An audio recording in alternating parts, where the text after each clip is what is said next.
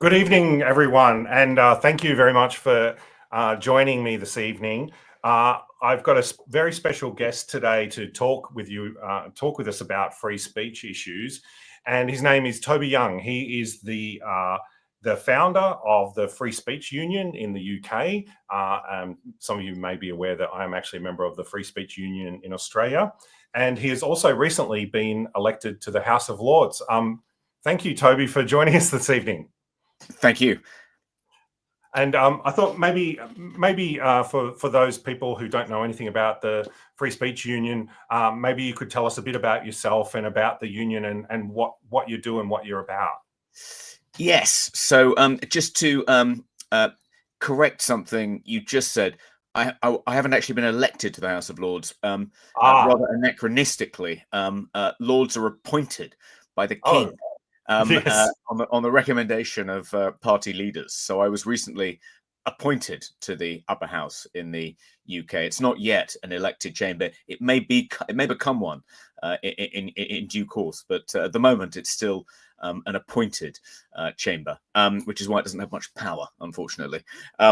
So I set up the Free Speech Union in 2020, and I thought that free speech had never been under greater attack, certainly in the English-speaking world, since the Second World War, and things had reached a nadir in the UK. Free speech was desperately in need of being defended, needed people to stand up for it, explain to younger people why it mattered, not just to the right, but also to the left. I decided to set it up as a membership organization, and it's been quite successful, not least because I was wrong about things having reached rock bottom in 2020. Things immediately got a lot worse, and we've now got about 27,000 plus members, 25 members of staff.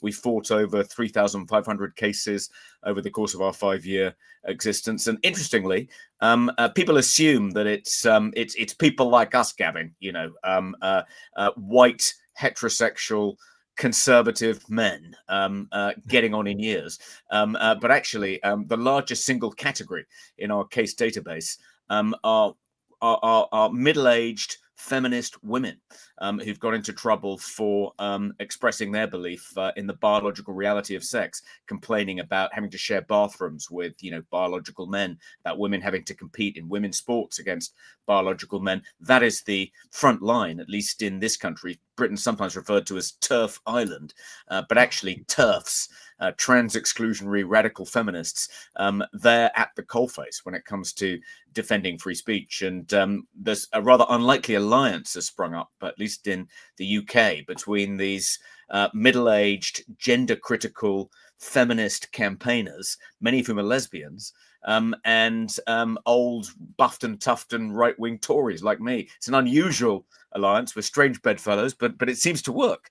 The Free Speech Union has really taken off, and that model has now been replicated in other countries, not least Australia, but also in New Zealand, South Africa, Canada, Switzerland, and we just set up an FSU International to help other groups in other countries set up free speech unions there. So it's becoming an international movement.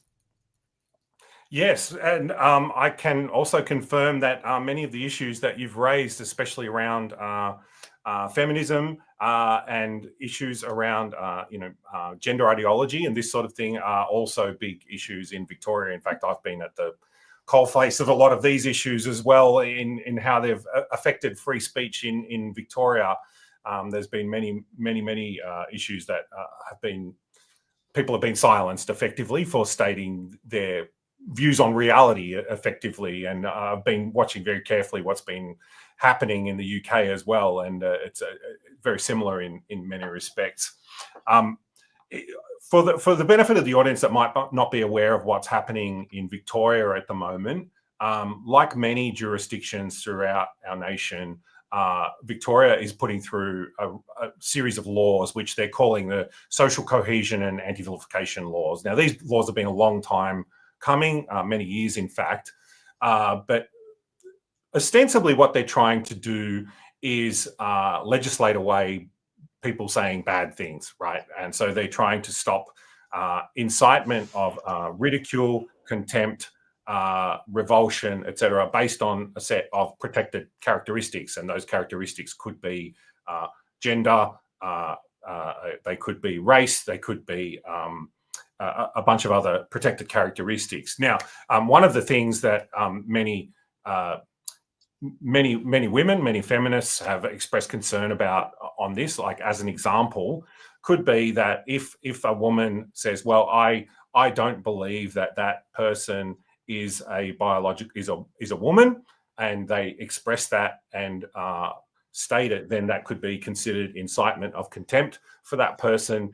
And in fact, it's the way the law's looking, you could end up with a criminal offence, which is pretty full on. But we haven't actually gone that far yet. The law is still being debated in the upper house, and thankfully for the moment it's stalled, and I hope that it doesn't pass.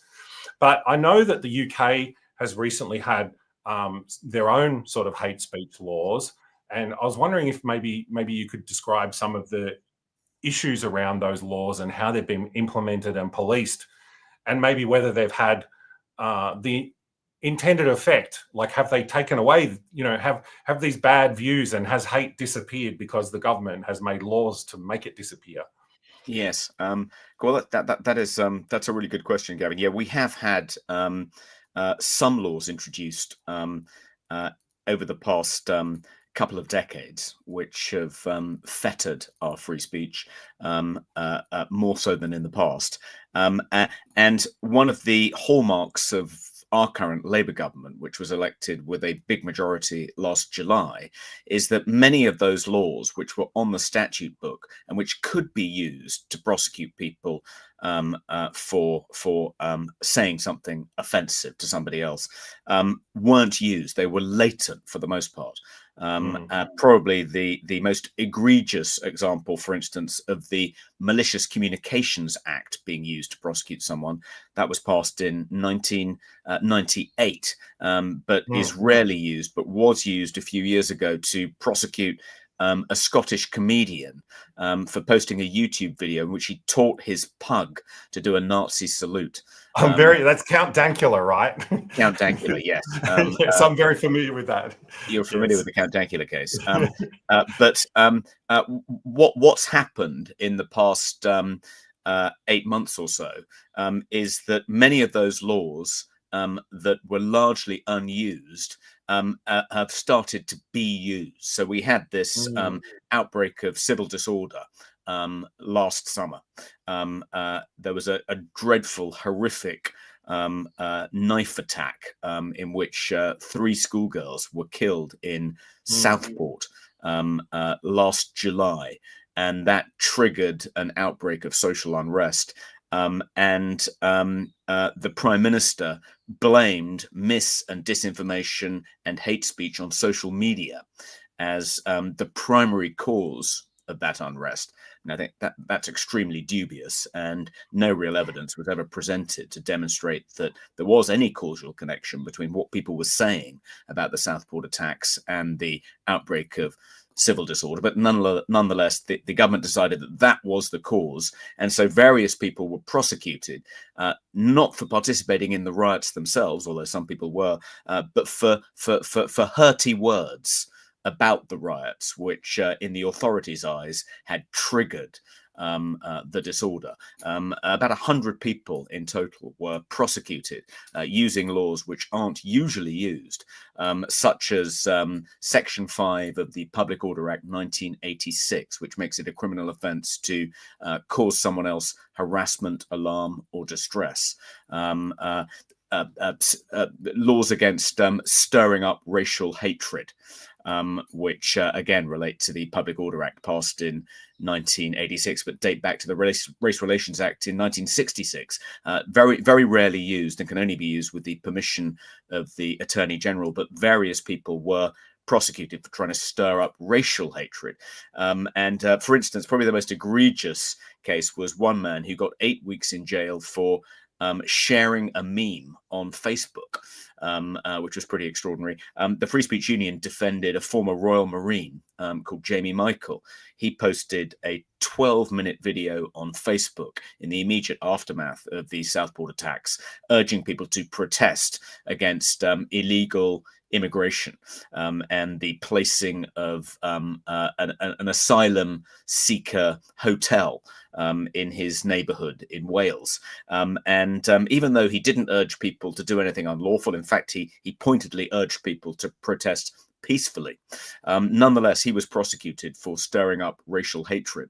And the maximum sentence for that is 7 years in jail. And the Free Speech Union came to his defense. We paid for his legal team, and it took a jury all of 17 minutes to unanimously find him not guilty. One of the reasons so many people have gone to jail for nothing more than hurty words in connection with the Southport attack is because most of them pled guilty. But those who pled not guilty, more often than not, have been acquitted by juries. But yeah, we have seen a clampdown on free speech, which has had a really chilling effect, I think, on free speech in the UK. Probably the thing which has had the most chilling effect is something I don't think you have yet, anyway, in the state of Victoria, which what the police call non-crime hate incidents. Sounds like something out of 1984, but it's a concept that the College of Policing, which is a kind of a quango, which is responsible for police education, setting standards in the police in England and Wales. It came up with this concept of non-crime hate incidents. What they are is if anyone is reported for a hate crime, the police are obliged to investigate, however obviously trivial or vexatious the complaint is. And if they conclude that no crime has been committed, they record the incident as a non-crime hate incident, and that goes on your criminal record. And if you apply for a job that requires you to do an enhanced criminal records check, that can show up and prevent you from getting the job. The fact that you've committed a non-crime. And about 250,000 of these have been recorded since 2014 in England and Wales alone, which is an average of about 62 per day. And you know, the public here wonder why, if your house is broken into, your car is stolen, the police won't even bother to send, you know, a constable to your house. It's because they're far too busy policing our tweets to police our streets. And part of the rationale for this is, I think, similar to the rationale for this new law that's being proposed in Victoria, which is that if you nip these potential hate crimes in the bud, then you're going to stop people hating each other. You're going to do something about this so-called epidemic of hate crime, which of course there's very little evidence for. And a sister organisation to the Free Speech Union, they FOI'd all the police forces in England and Wales to ask them whether they'd done any research to corroborate their theory that if you record these potential crimes which haven't actually met the threshold to become crimes as non-crime hate incidents, and you haul people down to the station, interview them about them, and then record them on their criminal records, you're going to reduce the number of hate crimes.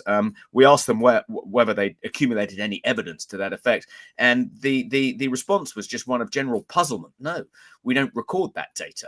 And to me, that gave the lie to the idea that the reason for introducing these sorts of measures isn't really to protect vulnerable people, protected groups from hatred. It's just to suppress heresy. It's to enforce a kind of progressive, radical progressive dogma. It's just about the dominant political group wanting to punish its political opponents for challenging their ideological worldview. It's not about protecting the vulnerable. They didn't care about that. They'd done no research. They were even baffled when we asked them if they'd bothered to try and accumulate any evidence that their theory was actually working. They had no interest in testing it, because really that was just a fig leaf. That was just the rhetorical justification, not the real reason for bringing in these speech restrictions. You made a very interesting point just now, a couple of interesting points, but one was around the idea that it's the government in power that has the ability. But of course, governments change, right? And at the, you know, you might have a Labor government in power that wants to enforce some progressive view that you were talking about before. but governments change all the time, but the laws don't necessarily change. In fact, you were saying before that some of these laws were old laws from 1986 or even earlier that have been on the books for ages, potentially not enforced. And then one day in the future, they're used. I'd be very interested in the genesis of those 1986 laws. I imagine the context was very, very different when they came in. But Yes. like, what do you say about like the dangers here? Because like one thing that I always challenge people with, whenever a law goes through, I say, are you happy with the opposition, the other party having control and having this power as well as the group that you support? And very often that makes people think twice. They think, well, I'm happy with my group, that I like, that's in government now having this power, but am I happy in the future with another government having this power? And it's very often they think twice, and I'd be very interested in your views on that. Yes, I mean, I think that's absolutely right. So we've definitely seen it in the UK since October 7th, 2003. Sorry, 2023. So lots of one of the big challenges at the Free Speech Union is persuading people on the left that they should be as concerned about the erosion of speech protections as people on the right. They've dismissed the general concern about the attack on free speech in the UK. This is people on the left. They've dismissed it as, a right-wing culture war trope. It's just an excuse to beat their enemies about the head. There is no real free speech crisis. It's in the imagination of people like me who are just exaggerating it for political reasons.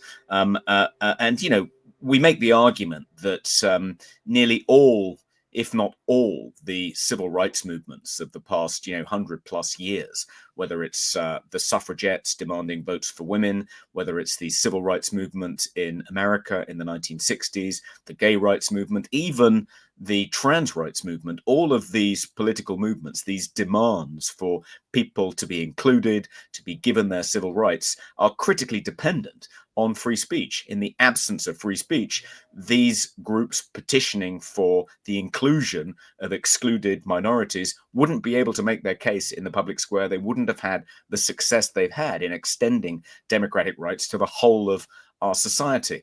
So it does seem very short-sighted now for them to think that the only beneficiaries of defending free speech are people on the right, that somehow free speech is a mechanism for preserving the status quo, for preserving the privilege of, white heterosexual men like us, and not for defending the rights of beleaguered minorities. Ira Glasser, the legendary, now ex-head of the American Civil Liberties Union, he had a great quote to illustrate this point. He said that speech restrictions are a bit like poison gas. When you have the enemy in your sights, it can seem like a good idea to release poison gas, but after you've released the gas, the wind can change and it blows back in your face. And that seems to be what's happening now with all these speech restrictions that have silted up over the past 50 years or so in the United Kingdom. Many pro-Palestinian protesters since October 7th, 2023, have found themselves being prosecuted for causing others harassment, alarm, or distress, being prosecuted for stirring up religious or racial hatred. Many of the laws which hitherto had mainly been used against people on the right and the far right are now being used against the radical progressive left. And they, I think, finally waking up to the dangers of all these speech restrictions, which until now they've been quite complacent about. And I would have thought, one of the most powerful arguments for, against passing these new speech restrictions in the state of Victoria are that, what guarantee do you have that, if you're on the progressive left, what guarantee do you have that they'll only ever be used against your opponents and not by you? What if the wind changes? That's a absolutely fantastic point, and something that I've tried to make myself, and you do it far more eloquently. But it is a danger, because, like you say, the wind really can change, and you find yourself all of a sudden on the receiving end of a new government. As we've seen in the United States, like governments can change, and maybe things might not work out the way you want. One of the areas where is sort of like the epicenter of the battle for free speech in many Western countries is universities, and I know that in the US and the UK and Australia, this can often be a flashpoint. And it's my understanding that the FSU's done some work on that. Maybe would you mind telling us a bit about like what's been going on in universities in the UK and what sort of things the Free Speech Union's done to like try and help that?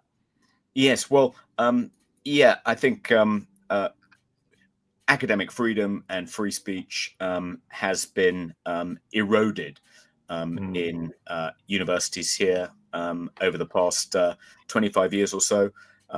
And there was a law passed in 1986, the Education Number 2 Act, which created a legal obligation for universities across the UK to defend academic freedom and free speech, but there was no enforcement mechanism. So it was a law more honoured in the breach than the observance, to quote Shakespeare.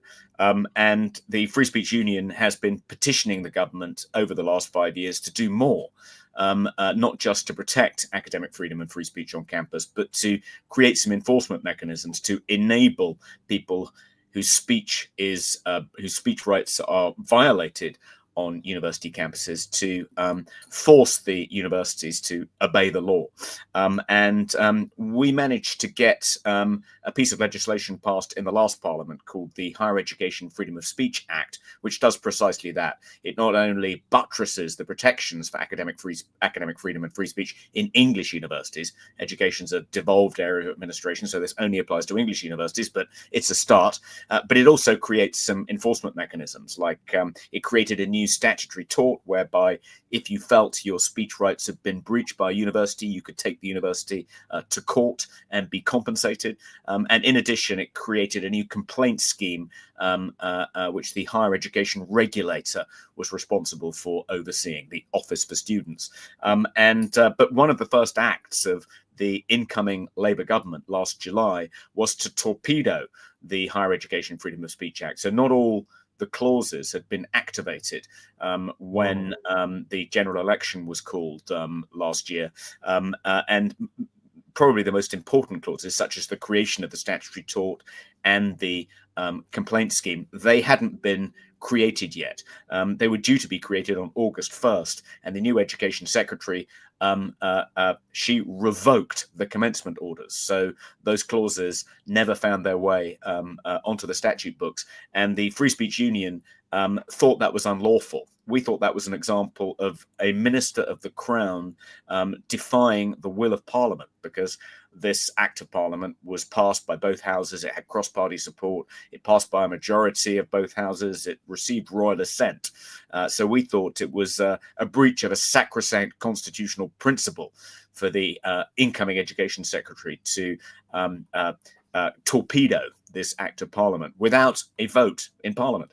And we brought a legal challenge, which is quite complicated and expensive. And a few days before that was due to be heard in the High Court, the Education Secretary did a U-turn and announced that she would be implementing most of the clauses of the Freedom of Speech Act after all. So we haven't yet seen how effective it's going to be, because the most important clauses still haven't been implemented yet. But we think it will make a bit of a difference. I think there really is a free speech crisis on university campuses here.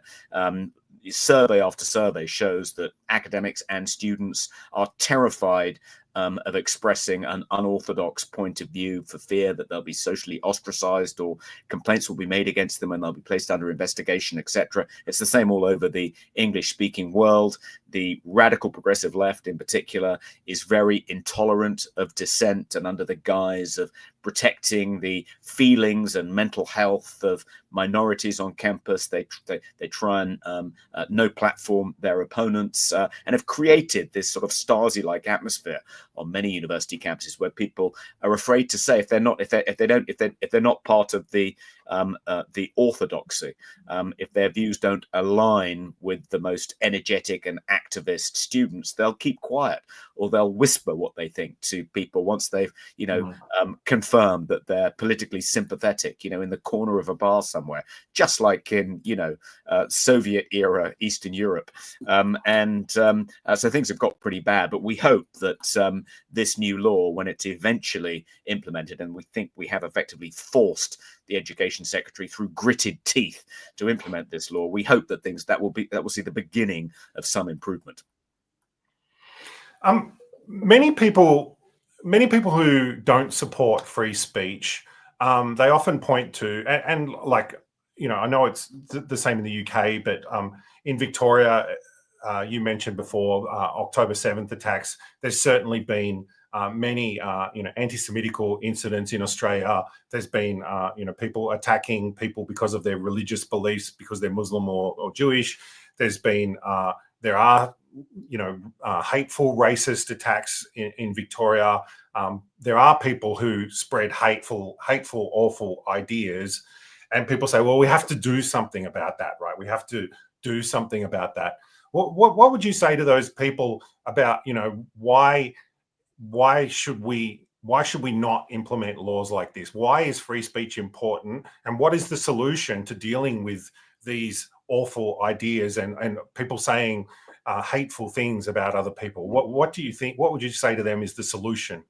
Yeah, well, I think there's I think the argument against criminalizing hate speech is that first of all, there's no evidence. There's no body of research you can point to showing that if you criminalize hatred, you're going to reduce hatred. The idea that governments have the power to legislate against a human emotion, which is as intrinsic to our nature, unfortunately, as hatred, is just for the birds. It's up there with thinking that the governments can legislate against viruses. I mean, one of the things I've noticed, Gavin, since I entered the House of Lords, which wasn't very long ago, the sheer volume of legislation passing through the upper house at any one time is just extraordinary. I mean, they've even got an overspilled chamber because there's so much legislation going through the upper house. Just one chamber can't contain it. And the legislation generally falls into two baskets. It's either incredibly trivial, like a new law to criminalize, I'm not making this up, walking down the street backwards saying, "Here, kitty, kitty, kitty." There was a moral panic about catnapping a couple of years ago in the UK, and now a law is being passed to criminalize catnapping. And one of the things it's criminalizing is walking backwards down the street, trying to entice a cat to follow you by saying, "Here, kitty, kitty, kitty." So that legislation either falls in that basket, it's unbelievably trivial, petty restrictions on behavior, or it falls into the basket of the wildly overambitious. Somehow Parliament can do something about climate change. It can stop a virus in its tracks. And the belief that Parliament can legislate against hatred is up there in the same hubristic basket as believing it can do all these other things. I mean, all the stuff in the middle that governments can actually do something about, like improving our health service, getting people off welfare, all of that is largely ignored. It's just the incredibly trivial or the wildly overambitious which Parliament preoccupies itself with. I think another difficulty with criminalizing hate speech is, well, who gets to define it? And what guarantees do we have that politicians won't take advantage of these laws to persecute their political enemies and not actually try and protect the vulnerable from hatred? One of our first cases at the Free Speech Union was we found out that a feminist activist called Kelly J. Keane had put a petition on change.org, the petitions website, urging the Oxford English Dictionary to keep its definition of woman as adult human female. There was another petition to change it to something less trans exclusionary. And she started this petition saying, "No, please keep your definition of woman, Oxford English Dictionary, don't change it." And that petition was removed on the grounds that describing a woman as an adult human female is hate speech. Well, that's clearly an example of, woke activists trying to discredit their political opponents by smearing them as hate mongers and describing their perfectly legitimate, reasonable point of view as hate speech. And we see that happen again and again in the United Kingdom. Incidents reported and investigated as non-crime hate incidents are far more likely to be expressions of heterodox views than the official progressive orthodoxy. So that's another danger. Do you really trust the government? Do you trust the police and the courts to get it right, to draw the line in the right place between acceptable democratic debate and hate speech, and not allow their own political biases, even if they're trying to do the right thing, not allow their political biases to intrude when making those sorts of judgments? And as we've said already, it's all very well to when your side is in charge to not be too concerned, but what if the other side gains control of the police and the criminal justice system? What guarantee do you have that they're not going to define your political point of view as hate speech? I think, finally, I think the best objection is that one of the kind of hallmarks of all these laws across the English-speaking world and beyond that seek to criminalize hatred is that they're often presented as though we need to do this to promote social cohesion. The phrase social cohesion is even in the long title of the bill currently before the Victorian Parliament. But there's nothing socially cohesive about protecting particular groups. The idea that some people should be protected from hatred, but not others. That's not going to promote social cohesion. On the contrary, that's going to promote social division.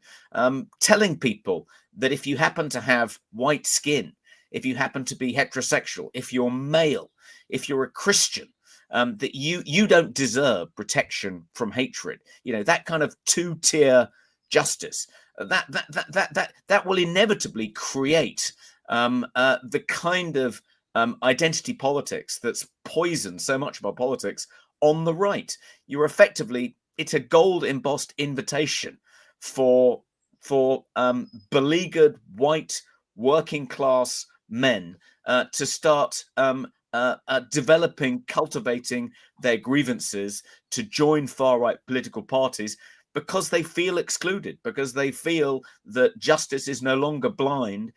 We're in a two-tier society in which they've become second-class citizens. We don't want to see that kind of divisive, tribal, sectarian politics poisoning our countries, and introducing hate speech laws that protect one particular identity group but not another. That's the path to hell. That's some fantastic points. And another point that I've made quite often, and I'd be interested in your view on this, is that when these sorts of laws are made, they're usually to target groups that in many ways have very authoritarian views, and they see that introduction of these hate speech laws as a way to point out the hypocrisy of liberal governments, right? So, for example, if you have like a neo-Nazi group or an Islamic extremist group, and they are pushing these hateful ideas, and then the government comes in and says, well, we're going to legislate you out of existence, then you end up in this situation where they can point to the government and say, well, you don't really believe in the things that you're meant to represent because you've made all these laws. They can point out the hypocrisy. So rather than push their ideas, they can claim this victim status, like what you were saying before about certain groups become aggrieved by this, and it actually divides society even more. Yeah. Sorry, was that an argument? It sounded like for a second you were arguing we should let the government in Victoria pass these laws because it will expose their hypocrisy. No. When they do pass these, I'll give you a really good example. Yep. We did pass a law recently in Victoria because there was a neo-Nazi group that did the neo-Nazi salute. And so they said, well, we're going to get rid of them doing this offensive thing by, we're going to outlaw the Nazi salute. And so I argued in Parliament, I said, well, I think that this is a really bad idea because I think that these groups will test this law because that will give them a platform in the courts to to spread their ideas. And the government, when I questioned the government, they said, well, I asked the government, well, what do you consider would be a successful outcome of these laws? And they said, well, we hope that they won't be used. They're a deterrent. We want to stop people doing these offensive things that offend people. But of course, within hours of the laws coming into effect, it was tested, the person was arrested, they were convicted, and they used it as a platform to spread their ideas. And I think a lot of these groups see this as a way of gaining a platform to challenge Western liberalism and say, well, you guys are hypocrites. Yes, no, I think that really that is a risk of passing laws like this. Probably the best example is the Weimar Republic in the 1920s and 30s in Germany. Lots of laws were passed outlawing hate speech, anti-Semitic hate speech in particular. And this was the government's response to the rise of far-right parties like the Nazi Party. Many of the Nazi Party's publications were banned. Many Nazi leaders, including Hitler, were banned from speaking in various German states. And the rationale was, this is how we suppress the rise of fascism. Will criminalize hate speech and anti-Semitism. Actually, it had the opposite of its intended effect. Why? Well, because, as you say, it enabled the people who were targeted by these laws to deliberately flout them, force the authorities to arrest them, so they could then pose as martyrs for the cause, and could show up the supposedly liberal regime as being just as authoritarian as the regime accused them of being. I think often when you suppress speech which you think is dangerous and potentially harmful, you give it a kind of authority, a kind of glamour that it doesn't otherwise have. I think that's an argument for not suppressing Holocaust denial. If you suppress Holocaust denial, if you prosecute people for claiming that the Holocaust didn't really happen, you give people the idea that there may be something in it. If there's nothing in it, why not just let this person spout their nonsense in the public square? People think maybe I should search out the arguments, because the authorities are clearly very discombobulated by them. They think they're very dangerous. Maybe there's something in it. Much better to allow people, to set out their toxic ideas in the public square, particularly if they're making false claims about the past, and rebut those ideas with better evidence-based arguments. This is the counter-speech doctrine set out by a great Supreme Court justice on the US Supreme Court, Louis Brandeis, in the 1920s, I think it was, called the counter-speech doctrine. And he argued that the best way to counter harmful, dangerous speech is not to suppress it, which nearly always has the opposite of its intended effect, but to counter it with more and better speech. Sunlight is the best disinfectant. That was the prevailing consensus amongst liberal elites, often in government across the English-speaking world, for at least 75 years. But we've somehow lost sight of the counter-speech doctrine and are beginning to think again that suppressing speech we think of as dangerous, as divisive, as a threat to democracy, that is now the best way to deal with the rise of social media and so forth. But no, the counter-speech doctrine is the doctrine we should be subscribing to. It was effective. It's been effective in America, and suppression is not the way to go and rarely works.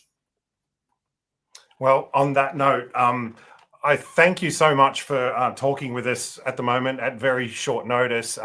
It's very much appreciated, and I wish you all the best in continuing your work in the UK, and of course your recent appointment to the House of Lords. And I look forward to maybe seeing a video of your maiden speech. I'll be very interested to hear what you have to say.